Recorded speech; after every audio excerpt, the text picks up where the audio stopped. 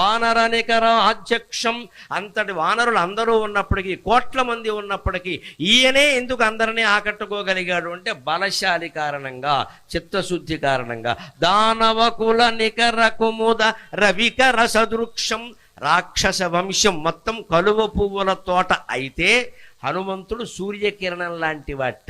ఎప్పుడు సూర్యకిరణం పడగానే పద్మం ప్రకాశిస్తుంది, కలువ ముడుచుకుపోతుంది. మనం చెరువులో గమనిస్తే అర్థమవుతుంది. పద్మం సూర్యకిరణాలు పడగానే ప్రకాశిస్తుంది, అదే సూర్యకిరణాలు పడగానే కలువ వాడిపోయి ముడుచుకుపోతుంది. రాక్షస కులం అంతా ఈయన చూడగానే ముడుచుకుపోయేదట. అందుకని శంకరాచార్య ఏమంటున్నారంటే దానవ కుల నికర కుముద రవికర సదృక్షం, దానవ వంశం అనేదాని కలువ పూల తోటకి నువ్వు సూర్యకిరణాల వంటి వాడవయ్యా, దానవుల్ని నశింపజేశావు అన్నాడు. దీన జనావన దక్షం, దీనులైనటువంటి జనులందరినీ హనుమంతుడు కాపాడి తీరతాడు ఖచ్చితంగా.